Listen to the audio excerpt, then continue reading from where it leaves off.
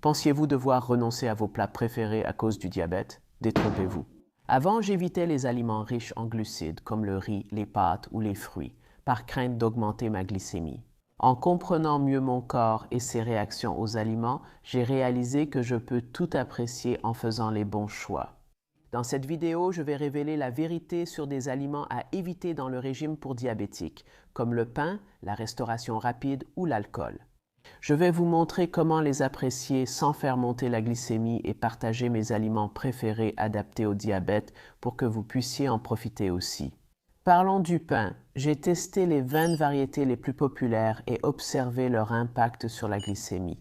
Pour vous aider à choisir quel pain manger ou éviter avec le diabète, voici les 20 pains abordés aujourd'hui. Nous proposons du pain blanc complet au levain, keto et plus encore. Beaucoup de gens, y compris des professionnels de santé, affirment que si vous avez le diabète, il faut éviter totalement le pain pour contrôler votre glycémie. Je ne suis pas d'accord. Ceux qui disent cela n'ont souvent pas le diabète ni d'expérience réelle de la maladie. Je ne suis pas médecin, je ne suis pas nutritionniste, et ceci n'est en aucun cas un avis médical, mais je vis avec le diabète depuis 35 ans. J'ai goûté tous les pains plusieurs fois et mesuré ma glycémie avec un glucomètre après chaque dégustation. Je sais précisément comment chaque pain agit sur ma glycémie. Voici 3 règles simples que je suis pour toujours choisir le pain adapté à ma glycémie. Règle numéro 1. Je choisis un pain pauvre en glucides parce que les glucides font monter ma glycémie. Règle numéro 2. Je choisis un pain riche en fibres. Parce que je sais que les fibres ralentissent la digestion et ralentissent toute montée de la glycémie. Tout pain avec un ratio glucides-fibres d'environ 5 ou moins est un bon pain pour moi. Règle numéro 3. Je prends un pain sans ou avec très peu de sucre, car c'est le sucre qui fait le plus augmenter ma glycémie, ce qu'on veut éviter. Mais regardons tous les types de pain que j'ai ici et parlons de quelques autres conseils que vous pouvez suivre pour choisir le bon pain pour vous. Commençons par le pain blanc. Un pain blanc traditionnel contient farine, levure, eau, sucre, huile et sel. Ces ingrédients paraissent peu sains, non? C'est ce que révèle l'étiquette. Ce pain blanc a 49 g de glucides et 2 g de fibres pour 100 g. Le ratio glucides-fibres est de 21, bien au-dessus de 5 avec 5 grains de sucre. C'est pourquoi j'évite totalement le pain blanc. Le pain complet est souvent considéré comme plus sain et préférable au pain blanc pour les diabétiques. Mais cela dépend vraiment de la façon dont votre pain complet est fabriqué et des ingrédients exacts qu'il contient. Si le brun vient seulement de la mélasse et que le pain est riche en sucre, il peut être aussi mauvais, voire pire qu'un pain blanc. Le pain complet, s'il contient assez de farine complète, convient mieux aux diabétiques que le pain blanc. Il faut donc vérifier l'étiquette. Ce pain complet contient 46 g de glucides, 4 g de fibres et 3 g de sucre pour 100 g, mieux que le pain blanc vu précédemment. Le ratio glucides-fibres est de 11, donc trop élevé pour moi, car il ferait trop vite monter ma glycémie. Je privilégie un ratio glucides-fibres de 5 ou moins, et en urgence j'accepte jusqu'à 8, mais jamais plus. Je n'achèterai donc pas ce pain brun. Ensuite, le pain complet, qui est souvent préférable au pain blanc pour les diabétiques. C'est parce que le pain complet est fait à partir de grains de blé entiers, qui n'ont pas été privés de leurs fibres, et ça c'est très bien. Mais encore une fois, ce n'est pas si simple. Les entreprises alimentaires ajoutent souvent du sucre au pain complet pour le rendre plus savoureux et vous tromper. Évitez le sucre ajouté. Vérifiez l'étiquette. Ce pain complet a 44 g de glucides, 6 g de fibres, soit un ratio glucides-fibres de 7. Ce ratio me conviendrait s'il n'y avait pas d'autre choix, mais ce pain contient 5 g de sucre ajouté pour 100 g. Ce pain, bien que meilleur que les 2 précédents, ferait vite monter ma glycémie à cause du sucre ajouté, donc évitez-le. Trouvez un meilleur pain complet. Ensuite, nous avons le pain multicéréales. Le pain multicéréales est un type de pain préparé avec 2 ou plusieurs types de céréales. Cela inclut l'orge, le lin, le millet, l'avoine, le blé complet, la farine, etc. Dire que le pain est multicéréales n'est pas très informatif sans connaître les céréales utilisées. Ce que nous recherchons ici, ce sont des types de céréales qui n'ont pas été raffinés et qui sont riches en fibres. Selon mon expérience, les pains multicéréales sont généralement préférables aux pains blancs ou bruns. Mais bien souvent, le mot multicéréales n'est qu'une autre astuce marketing de la grande industrie alimentaire. Le mot multicéréales fait croire à notre cerveau que cela doit être quelque chose de sain. Mais cela ne dit rien sur le degré de transformation de ces céréales. Multicéréales ne veut pas dire céréales complètes, et c'est une grande différence. En lisant les étiquettes, on constate que la plupart des pains multicéréales ne sont pas si bons. Celui-ci contient 48 grammes de glucides et 5 grammes de fibres, soit un ratio de 9 trop élevé pour moi. Cela montre que ces céréales ont été transformées, mais ce pain contient peu de sucre, seulement 15 G pour 100 G. Ce n'est pas trop mal, mais malgré tout, ce pain en particulier va probablement faire grimper ma glycémie. Très proche du pain complet cité plus tôt, donc je l'éviterai aussi. Il y a ensuite le pain aux céréales complètes, similaire au pain complet. Le pain aux céréales complètes contient des grains entiers comme l'orge, le riz brun, l'avoine et pas seulement le blé. Ces pains sont riches en fibres, vitamines et minéraux. Le pain complet est généralement l'une des meilleures options pour la glycémie en magasin. Voici un pain complet bio que j'achète parfois en Suisse. Il contient 40 G de glucides et 10 G de fibres. Le ratio glucides-fibres est de 4 parfait, enfin sous 5. Celui-ci n'a aussi que 15 grammes de sucre, donc toutes les valeurs ici sont correctes. Et d'après mon expérience personnelle, ce pain fait monter la glycémie très doucement et très lentement comparé à tous les autres pains dont nous avons parlé auparavant. Donc j'approuve celui-ci. Petite remarque avant de passer au pain suivant. Il existe des milliers de marques vendant du pain en magasin ou en ligne. Vous pouvez trouver un pain complet comme celui montré précédemment, c'est parfait. Vous pouvez aussi trouver un pain complet d'une autre marque, très sucré, qui augmentera davantage votre glycémie. Je regarde donc toujours l'étiquette pour les vraies valeurs nutritionnelles.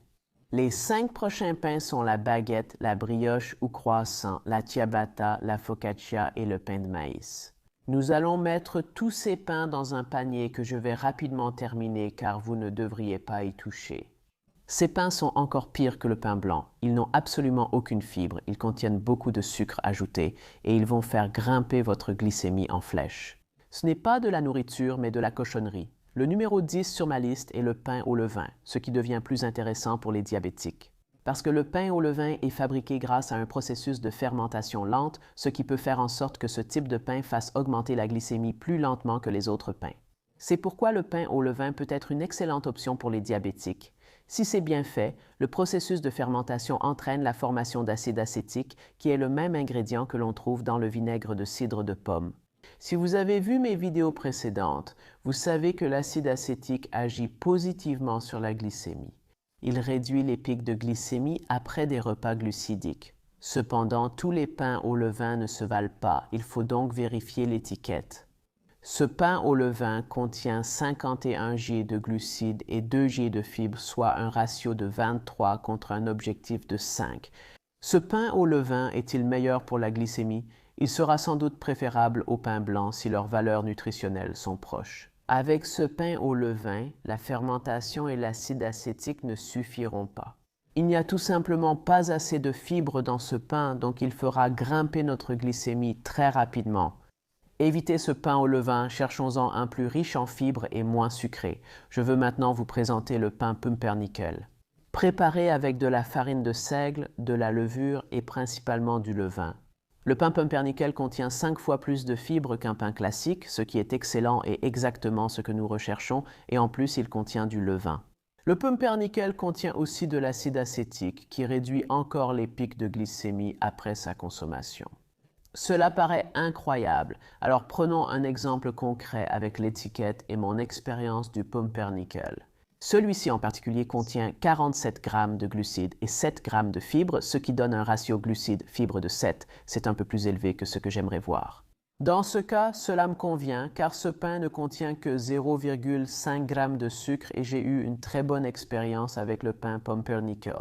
Quand je vivais aux États-Unis, ça marchait très bien et ma glycémie augmentait peu après en avoir mangé. La vérité, c'est que ce pain a un goût très particulier et prononcé, donc certaines personnes pourraient ne pas l'aimer, mais personnellement, moi, j'aime bien. Si vous n'avez pas encore goûté le pain pumpernickel, essayez-le, je l'approuve. Passons maintenant au pain Ézéchiel. C'est un type de pain complet qui tire son nom d'une ancienne recette trouvée dans la Bible. Il est fait à partir de grains entiers germés, blé, millet, orge, épeautre, et de légumineuses, haricots, soja, lentilles.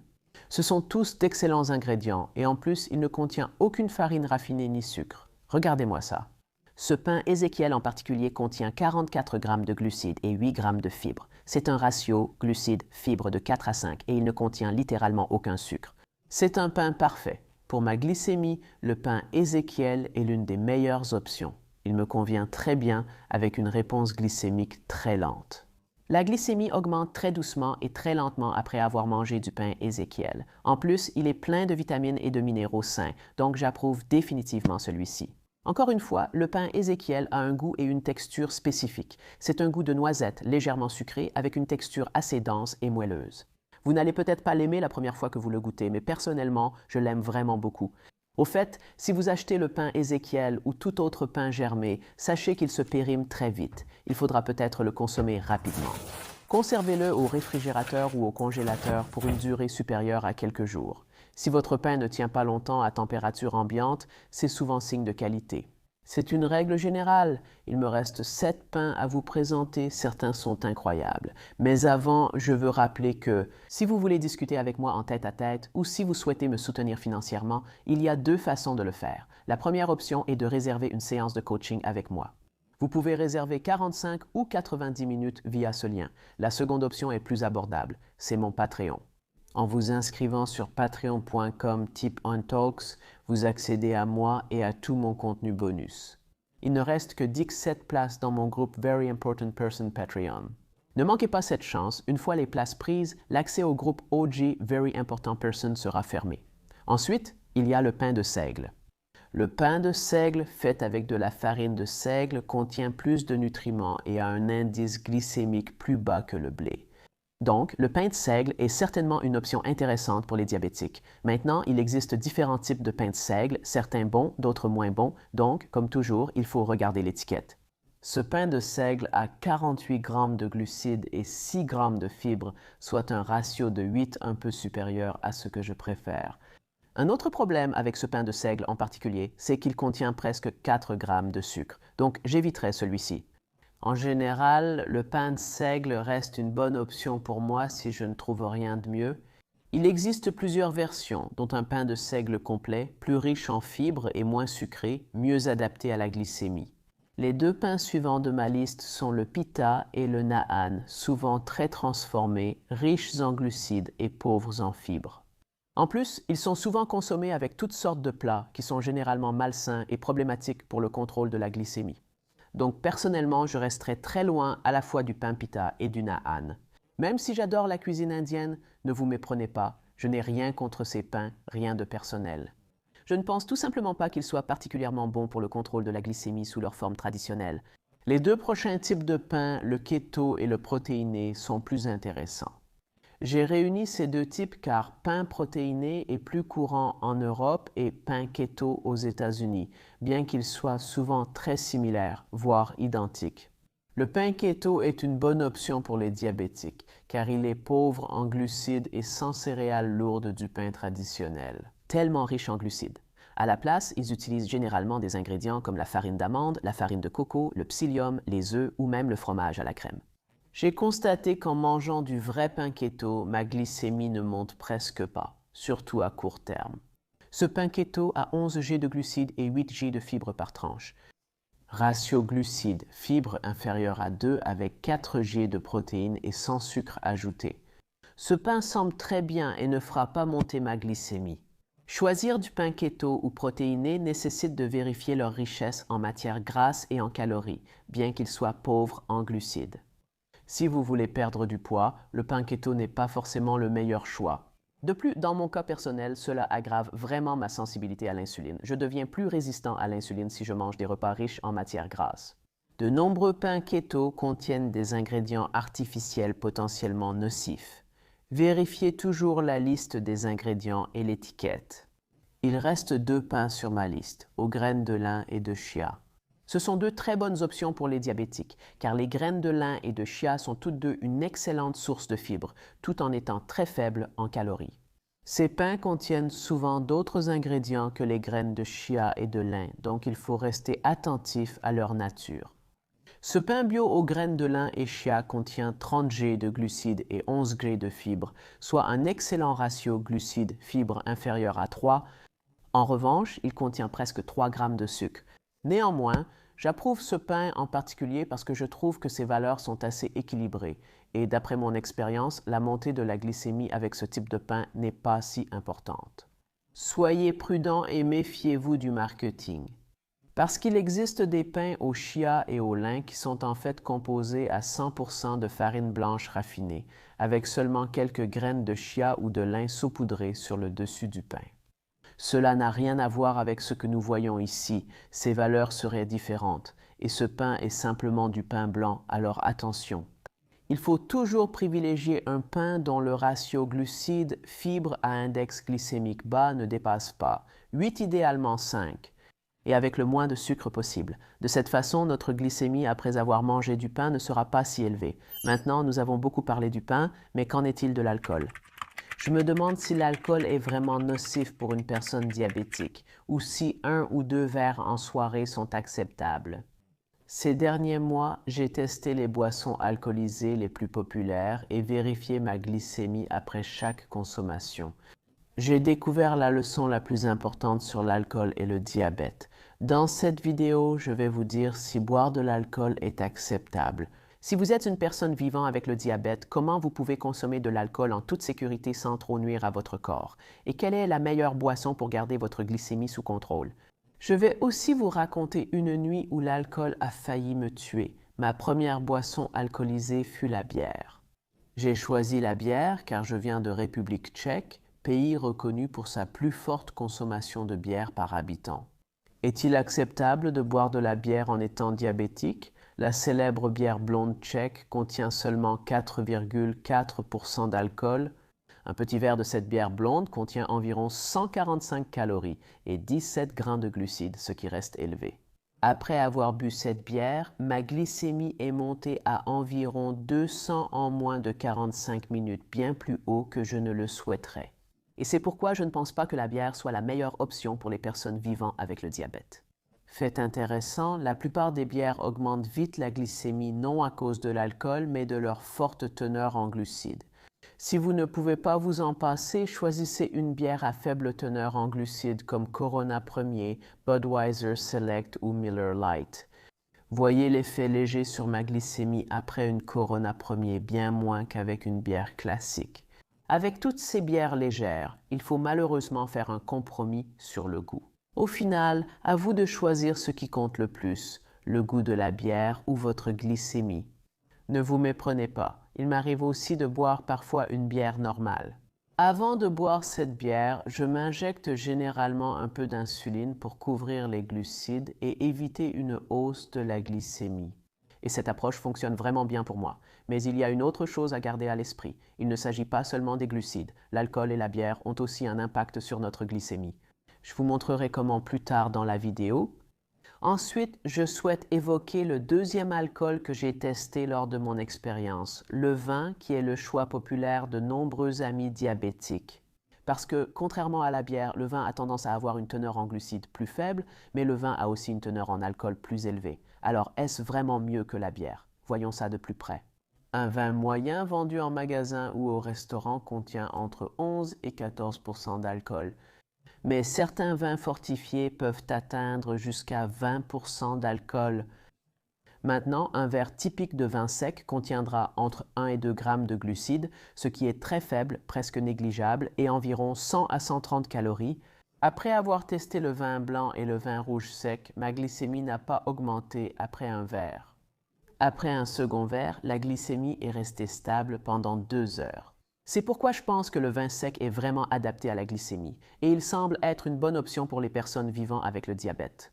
Il faut garder à l'esprit que tous les vins ne se valent pas. Un verre de vin doux, comme un vin de dessert ou un vin mousseux sucré, peut facilement contenir environ 15 glucides et 160 calories. C'est à peu près autant qu'une petite bière. Ici, vous pouvez clairement voir la différence entre un verre de vin rouge sec et un verre de vin mousseux sucré. Ma glycémie a grimpé près de 200 après avoir bu le vin doux, et ce n'est pas ce que j'aime voir. Alors assurez-vous toujours de savoir quel type de vin vous buvez. Je me limite au vin sec et essaie de ne pas en abuser. Mais c'est quoi trop? Parlons franchement. Je suis sûr que lorsque vous avez vu le titre de cette vidéo, le meilleur alcool pour le diabète, vous pensiez sûrement, le mieux pour le diabète, c'est de ne pas boire d'alcool. Mais peut-on vraiment en consommer? L'Association américaine du diabète indique qu'une consommation modérée et régulière d'alcool peut améliorer la santé cardiovasculaire et réduire le hémoglobine glyquée, 1C. Ils autorisent un verre par jour pour les femmes et 2 pour les hommes, laissant penser que les diabétiques peuvent boire quotidiennement. Mais est-ce vraiment conseillé? Je n'en suis pas si sûr. En 2005, j'étais un jeune homme atteint de diabète de type 1. J'utilisais une pompe à insuline et devais vérifier ma glycémie en me piquant le doigt une dizaine de fois par jour. Soyons honnêtes, à l'époque, je voulais surtout explorer le monde, courir après les filles et sortir boire un verre. Et cela n'a pas duré longtemps. Et je me suis retrouvé à 21 ans à une fête à boire des bières et des shots de whisky les uns après les autres. J'ai probablement bu 5 bières et 5 shots de whisky ce soir-là, et je m'amusais bien. Mais le souvenir suivant que j'ai, c'est une ambulance qui m'emmenait à l'hôpital. Je me suis provoqué une acidocétose induite par l'alcool et j'ai passé 36 heures en soins intensifs. Honnêtement, j'en ai encore honte aujourd'hui. Quand je repense à cette nuit-là, j'ai du mal à imaginer l'anxiété et la gêne que mes parents ont dû ressentir. Maintenant, ce que j'essaie de dire avec cette histoire, c'est que nous devons réaliser que l'alcool joue un rôle social important dans notre société. Il est vraiment difficile de l'éviter complètement et de ne faire aucune erreur. Si vous ne buvez pas d'alcool et que cela vous convient, c'est parfaitement normal. Je n'ai pas fait cette vidéo pour vous encourager à commencer à boire, mais si vous consommez de l'alcool, essayez de le faire avec modération. Évitez les excès. Je ne veux pas que vous viviez ce que j'ai subi cette nuit-là à l'hôpital. Parlons maintenant de la boisson centrale de mon histoire précédente, le whisky ou plus largement des spiritueux. Avec le diabète, peu importe qu'on boive du whisky, bourbon, vodka, gin ou tequila. Lors de mon expérience, je les ai tous testés et constaté des effets très similaires sur ma glycémie et mon ressenti après consommation. Les spiritueux contiennent environ 40% d'alcool et un peu plus de 100 calories par dose. Ils ne sont donc pas idéaux pour perdre du poids, mais ils n'ont aucun glucide, zéro. Je les ai testés et ma glycémie était restée stable, sauf si je les mélangeais. Ils ne sont peut-être pas sains, mais compatibles avec la glycémie. Mais la plupart des gens aiment inclure les spiritueux dans des cocktails et des boissons mélangées. Et c'est pourquoi j'ai décidé d'en tester quelques-uns pour voir ce qu'ils feraient à ma glycémie. La margarita, mélange de tequila, citron vert et triple sec, est le cocktail le plus populaire au monde. Une margarita moyenne contient environ 250 calories et 15 grammes de glucides. C'est sans doute pourquoi ma glycémie est vite montée à 180 ml en 30 minutes après l'avoir bu. La margarita n'est pas idéale pour éviter une glycémie élevée. J'ai aussi testé le mojito, un autre cocktail populaire. Il contient du rhum blanc, du citron vert, de la menthe, de l'eau gazeuse et du sirop de sucre. Un mojito moyen contient 220 calories et 13 glucides, surtout du sirop de sucre. Il n'est donc pas étonnant que ma glycémie ait augmenté aussi rapidement qu'après une margarita. Le mojito n'est donc pas adapté à ceux voulant éviter les pics de glycémie. J'ai aussi testé le troisième cocktail populaire, le Cosmopolitan. Ce cocktail contient de la vodka, du jus de canneberge et du Cointreau, une liqueur sucrée à l'orange. Un Cosmopolitan moyen est plus acide qu'une margarita ou un mojito et ne contient que 7 glucides, ce qui reste correct. Après avoir bu un Cosmopolitan, mon capteur a montré une hausse de glycémie, mais moindre qu'avec un mojito ou une margarita. Le Cosmopolitan est une option à envisager si vous cherchez un cocktail classique adapté à la glycémie. Pour les cocktails, mon vrai péché mignon reste l'apéro spritz, composé d'apérole, de prosecco et d'eau gazeuse. Un verre moyen d'apérole contient 200 calories et 18 grammes de glucides, ce qui en fait une boisson assez calorique. Voilà pourquoi ma glycémie a rapidement dépassé 200 en moins de 30 minutes après avoir bu. Ce n'est donc pas une option adaptée pour la gérer. Je continuerai à en boire parfois, mais je prends généralement un peu d'insuline pour couvrir les glucides de l'apérole spritz avant de le boire, afin d'éviter une hausse de la glycémie. Cette expérience montre clairement que ce sont les glucides, sirop sucré et liqueur douce et non l'alcool, qui font monter la glycémie. Dans certains cocktails, ce sont eux qui font bondir ma glycémie et compliquent tout pour moi. Pas d'inquiétude, je partagerai d'autres cocktails adaptés à la glycémie et ma boisson préférée qui ne l'augmente pas un peu plus tard dans la vidéo. Avant cela, je dois vous raconter une autre histoire. Vous voyez, cette nuit-là, quand j'ai fini à l'hôpital, j'ai clairement bu beaucoup trop de bière et c'est pour ça que ma glycémie est montée à plus de 400. J'ai aussi bu beaucoup trop de whisky et d'alcool en général, ce qui a entraîné des vomissements, une déshydratation et a provoqué une acidocétose diabétique ou acidocétose diabétique. Depuis cet événement, j'essaie de boire de l'alcool avec modération pour éviter l'acidocétose diabétique, un risque majeur. Mais il y a une autre grande préoccupation que j'ai avec les boissons alcoolisées et un autre risque qui est encore plus courant quand on est diabétique. Tu te souviens du graphique sur ma glycémie après avoir bu bière, vin ou whisky? Je ne t'ai montré que la première partie, sans tout expliquer. Le fait est que, lorsque tu bois des boissons alcoolisées, le pic initial de glycémie causé par les glucides dans la boisson n'est pas la seule chose dont il faut s'inquiéter. Notre glycémie subit encore un effet plusieurs heures après avoir bu cet alcool. Quelques années après mon premier incident avec l'alcool, je savais que je ne devais pas trop boire, mais j'aimais encore prendre quelques verres. Et puis, un soir, je voulais aller jouer au football avec des amis. Je manquais de temps pour dîner, déjà en retard, alors je suis parti directement au match de football. Tout s'est bien passé et après, nous avons pris quelques verres. Ne voulant pas augmenter ma glycémie avec la bière, j'ai simplement pris 2 ou 3 whiskies sur glace. Tout allait bien et en rentrant chez moi, j'étais très fatigué et je me suis couché directement. Mais la chose suivante dont je me souviens, c'est de m'être réveillé au milieu de la nuit, complètement confus. Je n'arrivais pas vraiment à comprendre où j'étais. Ma glycémie devait être très basse car je me sentais très mal et faible. Mais je n'avais pas assez d'énergie en moi pour me lever et manger ou boire quelque chose de sucré pour faire remonter ma glycémie. Je ne pouvais pas bouger, j'étais paralysé sur mon lit, mal et incapable de penser clairement. La seule chose que j'ai réussi à faire, en utilisant littéralement toute l'énergie que j'avais en moi, c'était de réveiller ma petite amie de l'époque, qui dormait à côté de moi. Je n'ai pu lui dire que quelques mots, mais je m'en souviens encore aujourd'hui. « Je suis malade, aide-moi ». Je répétais cela sans cesse. Elle m'a apporté des briques de jus qui m'ont aidé à me rétablir. Mais cette nuit-là, ma glycémie est tombée à 38 mg/dL, un niveau très bas et dangereux. Elle m'a littéralement sauvé la vie en m'apportant ces briques de jus que je pouvais boire maintenant. La raison pour laquelle je partage cette histoire, c'est que ce qui a probablement causé cet épisode d'hypoglycémie sévère, c'est l'alcool que j'ai bu la veille au soir.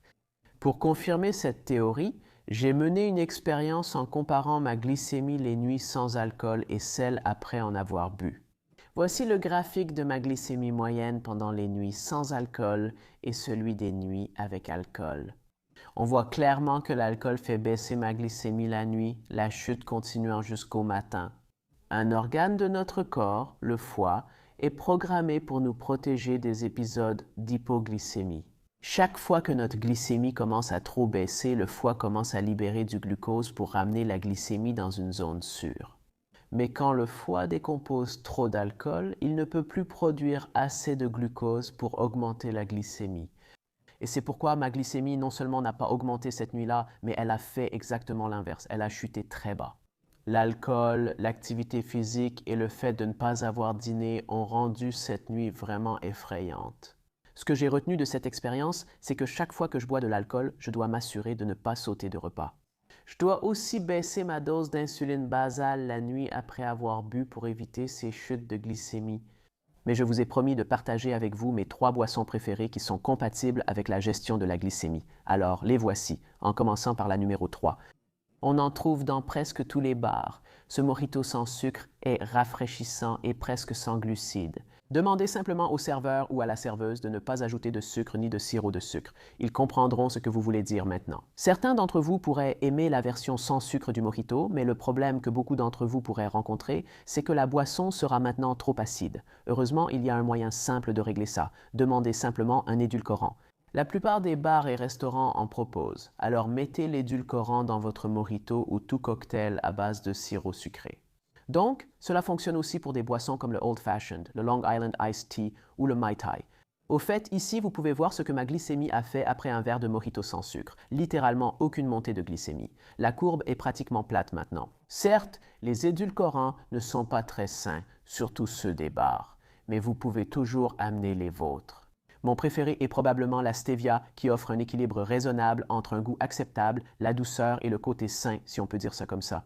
Maintenant, passons à ma boisson préférée numéro 2.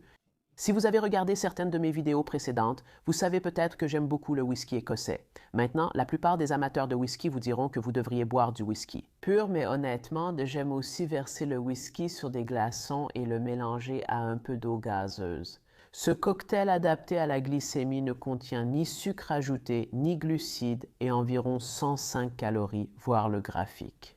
Le whisky avec de l'eau gazeuse n'augmente pas du tout ma glycémie. La seule chose dont je dois m'inquiéter, c'est une éventuelle chute de ma glycémie quelques heures plus tard. Si vous n'aimez pas le whisky, essayez un autre alcool. Mélangez-le simplement avec des glaçons et de l'eau gazeuse pour tester. Avant de vous révéler ma boisson préférée, je dois évoquer un point essentiel sur le diabète et l'alcool. Mon objectif avec cette chaîne YouTube est d'aider chacun à vivre pleinement avec le diabète tout en gardant une glycémie équilibrée et un hémoglobine glyquée 1C plus bas. Je ne suis pas là pour vous dire de boire ou non de l'alcool, cela dépend de vous. Je suis simplement là pour partager mon expérience et vous donner quelques stratégies pratiques afin que vous puissiez, si vous le souhaitez, intégrer 1 ou 2 verres occasionnels dans votre vie. Pour que vous le fassiez en toute sécurité et évitiez mes erreurs, je crée actuellement un programme de coaching de groupe, l'Académie de la glycémie. Et je suis vraiment enthousiaste, car ce programme sera là pour vous aider à gérer votre glycémie, dans des situations réelles et difficiles, comme lorsque vous prenez 1 ou 2 verres lors d'une fête, par exemple. Je prévois de lancer l'Académie de la glycémie cette année pour 10 à 20 personnes. Si vous voulez rejoindre le premier groupe, cliquez sur le lien ci-dessous pour enregistrer votre intérêt. Et je veillerai à vous donner plus d'informations une fois que le programme sera lancé. Mais voici ma boisson alcoolisée numéro 1, celle que je bois le plus souvent. On la trouve dans tous les bars et on peut la préparer de nombreuses façons. Comme vous le savez, on me connaît pour mon addiction au Coca Light et c'est pourquoi ma boisson alcoolisée préférée ne peut être autre que le whisky Coca. Je sais que ce n'est pas très sain mais c'est délicieux et ça n'affecte pas ma glycémie. Tant que je n'en abuse pas, tout va bien. Regardez mon graphique. Après avoir bu du whisky avec du Coca Light, ma glycémie reste stable. Si vous n'aimez pas le whisky, prenez un autre spiritueux. Et si vous ne voulez pas boire de Coca Light, vous pouvez le remplacer par n'importe quel autre soda light. Alors maintenant, vous connaissez mon addiction au whisky et au Coca Light? Parlons de la restauration rapide, car il m'a été difficile de trouver des plats adaptés à la glycémie. Je vais vous en dire plus. Depuis que j'ai été diagnostiqué diabétique, je suis en mission pour trouver le repas de fast-food parfait, un repas qui ne fera pas exploser ma glycémie, mais qui aura quand même un goût incroyable. Cette petite salade de McDonald's n'a que 18 calories, mais elle a un goût d'herbe. J'ai testé des centaines de fast-food au fil du temps et j'ai failli arrêter, car 99% d'entre eux faisaient fortement augmenter ma glycémie. 35 ans après mon diagnostic, j'ai enfin trouvé ce que je cherchais. Ce bol burrito chipotle personnalisé est mon choix préféré aux États-Unis. Dans cette vidéo, je vous montre ce que j'y mets. Quel repas adapté à la glycémie ai-je trouvé dans d'autres chaînes de restauration rapide populaires? Enfin, voici mes 3 conseils pour manger presque tous les fast-foods sans trop craindre l'augmentation de votre glycémie. Abordons d'abord l'éléphant dans la pièce, car je suis sûr que certains d'entre vous se disent « Eh bien, le meilleur fast-food pour le diabète, c'est pas de fast-food du tout, non ?» Et je suis d'accord avec vous. Idéalement, nous préparerions tous nos repas chez nous avec des ingrédients bruts. Notre glycémie resterait toujours optimale, entre 70 et 140 mondial, mais ce n'est pas notre réalité. Certains d'entre nous sont occupés, certains ne savent pas cuisiner, et certains, comme moi, aiment simplement sortir avec des amis de temps en temps. Ne pas être le seul à ne pas commander de pizza, un mode de vie sain et une glycémie stable restent ma priorité. Je veux aussi profiter de ma vie, notamment en mangeant parfois à l'extérieur. Je ne le fais pas tous les jours, mais ça me convient car j'ai une stratégie. Commençons par le premier conseil. Sachez exactement ce que vous mangez maintenant. Pour mieux expliquer ce conseil, je vais vous montrer ce qui est exactement arrivé à ma glycémie. Après avoir mangé un Big Mac de McDonald's et un caramel macchiato de Starbucks, voyons ce qui s'est passé. C'est très intéressant. J'ai débuté mon test avec un caramel macchiato, boisson très riche en glucides. 57% de ses calories en proviennent. La majorité de ces glucides sont du sucre pur, avec un peu de protéines et de graisse, mais sans fibres. C'est pourquoi un caramel macchiato chez Starbucks fait rapidement monter la glycémie. Si vous vivez avec une forme de diabète, vous pouvez facilement dépasser les 200 voire 300 mg par décilitre en moins d'une heure. Maintenant, le Big Mac est une toute autre histoire. Lorsque nous regardons sa composition nutritionnelle, nous verrons que presque la moitié des calories d'un Big Mac proviennent des graisses, mais il y a aussi beaucoup de calories provenant des glucides. Maintenant, toutes ces graisses ralentissent l'absorption du glucose provenant des glucides dans le sang, et c'est pourquoi, lorsque vous mangez un Big Mac, votre glycémie ne va probablement pas augmenter aussi rapidement. Mais elle peut aussi atteindre des niveaux similaires quelques heures après. Comparons maintenant ces résultats à mon bol burrito de Chipotle. Comme vous pouvez le voir, mon bol personnalisé comprend du poulet, une demi-portion de riz brun, des haricots noirs ou pinto, de la tomate fraîche, de la salsa, des fajitas, des légumes et de la laitue. C'est de la vraie nourriture sans ingrédients artificiels. Sa composition nutritionnelle montre une nette différence entre le bol burrito, le caramel macchiato et le Big Mac. Ce bol est riche en protéines et fibres, ce qui est bénéfique après l'avoir mangé. Votre pic de glucose sera probablement modéré et votre glycémie redeviendra normale en quelques heures. Peu importe que vous ayez un diabète de type 1 comme moi, de type 2 ou une autre forme de diabète. Un fast-food, un burger ou une boisson sucrée caféinée ne facilite pas la gestion de la glycémie. Avant de vous présenter de meilleures options chez McDonald's et Starbucks, soyez attentifs. Je vais dessiner le graphique le plus important de l'histoire du diabète. Il montre comment et quand les différents composants de votre repas influencent votre glycémie. Les glucides purs font monter la glycémie très rapidement, généralement en 1 à 2 heures. Les protéines influencent moins la glycémie que les glucides et l'augmentent plus tardivement, généralement 2 à 4 heures après ingestion. Les graisses peuvent agir sur la glycémie jusqu'à 6 à 8 heures après ingestion. C'est pourquoi un repas riche en glucides et graisses, comme un Big Mac ou une pizza, est difficile à gérer. Les fibres, souvent oubliées dans ce tableau mais incluses dans les glucides, n'augmentent pas vraiment la glycémie. Ainsi, les repas riches en fibres restent une bonne option. Ce tableau est simplifié car la plupart de vos repas contiendront à la fois glucides, protéines, graisses et fibres. Mais le fait est que toutes les chaînes de restauration rapide ont la valeur nutritionnelle de leurs repas disponibles sur leur site web et dans le restaurant. Donc, s'il vous plaît, vérifiez ces informations. Parce que savoir exactement ce que vous mangez vous permettra d'élaborer une stratégie solide pour la gestion de votre glycémie, quel que soit le repas de restauration rapide. Je vais bientôt partager ma stratégie et des astuces pour gérer la glycémie en restauration rapide. Voici quelques alternatives adaptées à la gestion de la glycémie chez McDonald's et Starbucks, comme promis. La salade de poulet grillé élèvera moins votre glycémie qu'un Big Mac et cette hausse sera plus facile à gérer. Plus de la moitié des calories de la salade viennent des protéines et elle contient aussi beaucoup de fibres. Chez Starbucks, prenez un café noir avec lait d'amande, faible en glucides et moins de 20 calories idéales. Mais sachez qu'un café sans glucides contient de la caféine. La caféine stimule l'adrénaline qui peut temporairement augmenter la glycémie. Conseil numéro 2. Choisissez votre repas avec intention. Le fait est que je ne mange pas vraiment de fast-food très souvent parce que je sais que ce n'est pas le meilleur carburant pour mon cerveau et pour mon corps. D'un autre côté, il m'arrive tout à fait de prendre une énorme part de pizza ou même un menu Big Mac de temps en temps, et je ne m'en veux pas pour ça parce que j'ai une stratégie pour ces repas-là. Je maintiens souvent ma glycémie sous 150 modèles, mais chaque fois que je me retrouve à commander de la restauration rapide pour le déjeuner, il est important pour moi de faire une pause et de réfléchir à la façon dont je veux me sentir après avoir mangé ça. Vous voyez peut-être que j'ai une tâche de travail importante à accomplir ou une réunion de travail importante à laquelle assister peut-être. Je veux rester alerte pour pouvoir me concentrer sur cette tâche. Je ne veux pas être fatigué ni distrait à gérer ma glycémie après ce repas riche en glucides et graisses. Dans ce cas, je pourrais délibérément choisir une option plus saine et légère pour avoir plus d'énergie et ménager ma glycémie. Voici des exemples concrets pour illustrer mon propos. Voici l'effet sur ma glycémie ensuite. J'ai mangé un sandwich au poulet frit chez Chick-fil-A, riche en glucides et acides gras trans. Voici ce qui s'est passé après avoir mangé un sandwich au poulet grillé. Comme vous pouvez le voir, le poulet frit a maintenu ma glycémie élevée beaucoup plus longtemps et j'ai passé beaucoup plus de temps et d'énergie mentale à garder ma glycémie sous contrôle. Le grillé est préférable à la friture pour la viande, mais les wraps et les bowls sont-ils meilleurs que les sandwichs? Pour le découvrir, je suis allé chez Subway, où j'ai mangé pendant 3 jours différents. J'ai commandé exactement la même chose, du poulet rôti avec du fromage suisse, tous les légumes et une sauce vinaigrette.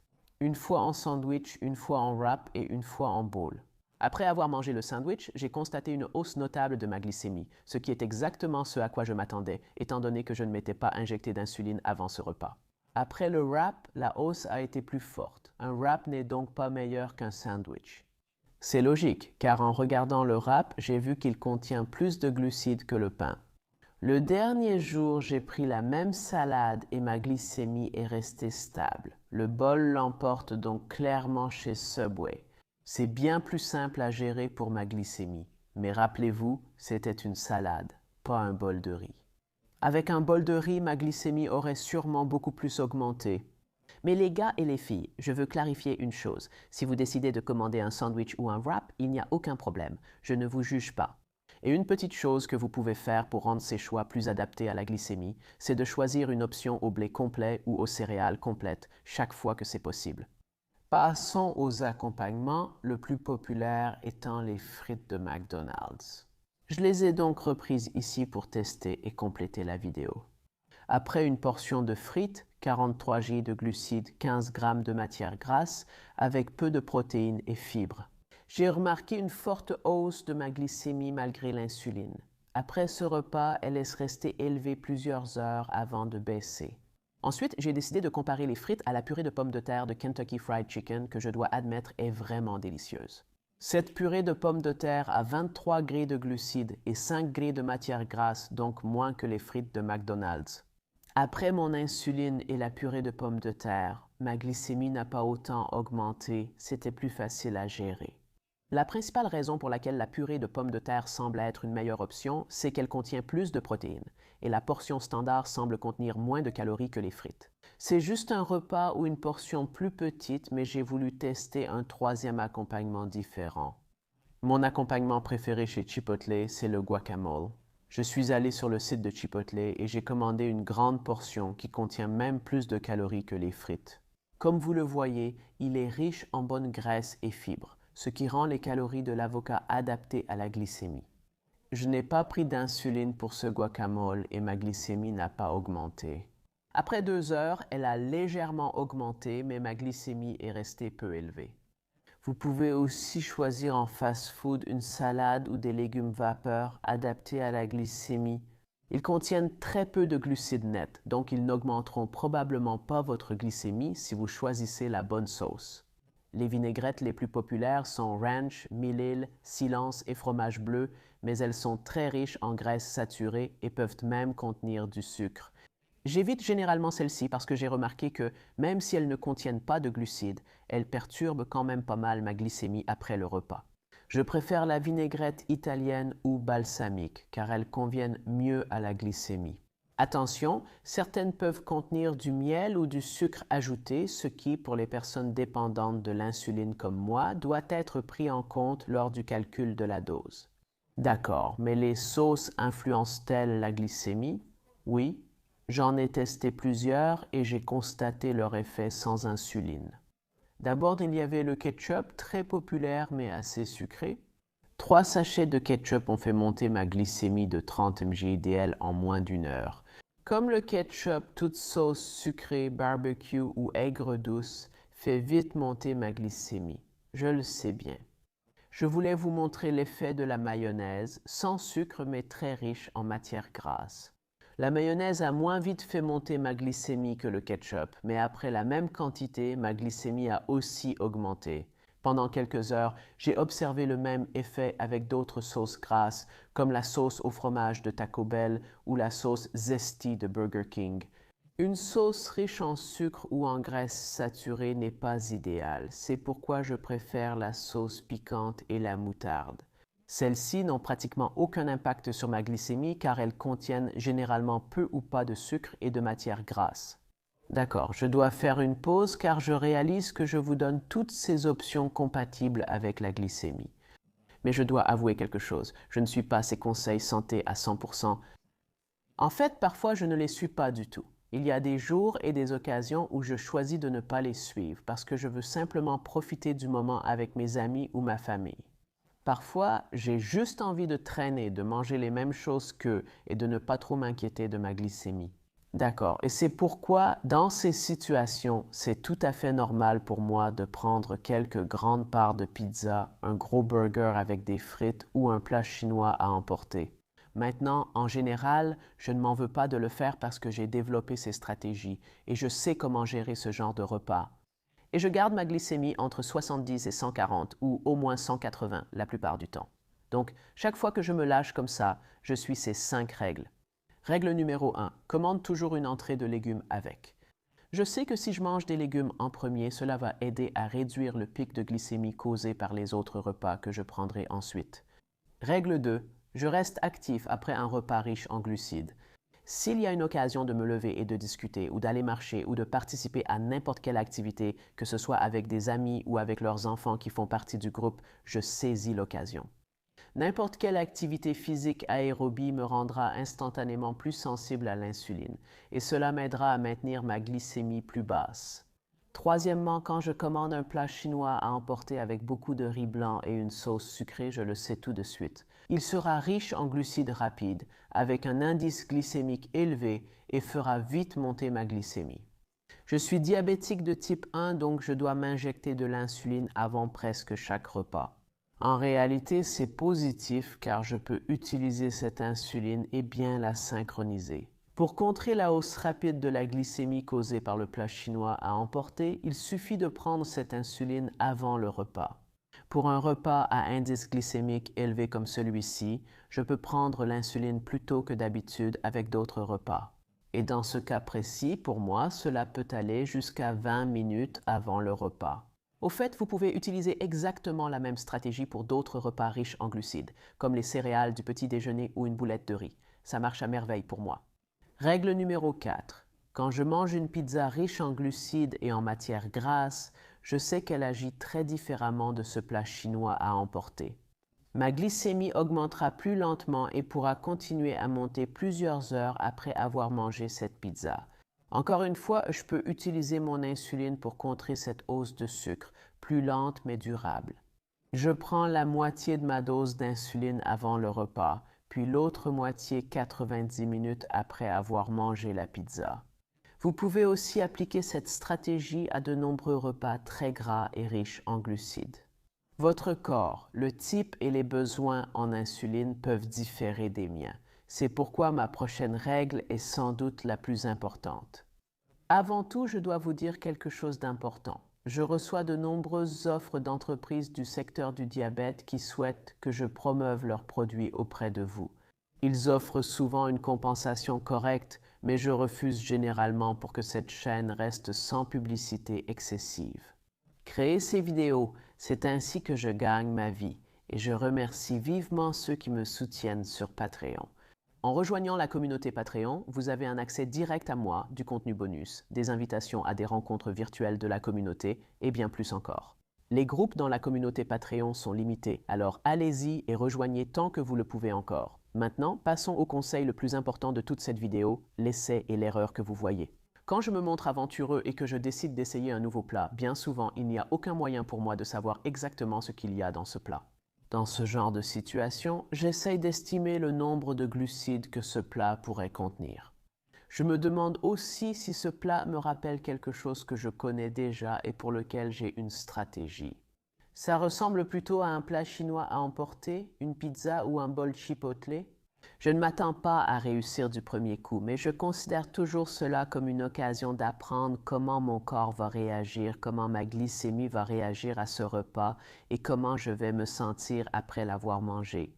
La façon la plus simple de le faire, c'est de prendre un moment et de regarder le graphique de ma glycémie sur mon CGM en rentrant à la maison. Si ça ne s'est pas bien passé, je pense à ce que je pourrais changer. Pour ce repas, devrais-je en manger moins la prochaine fois?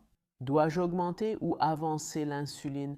Puis-je améliorer ma gestion du diabète? C'est une question d'essai et d'erreur.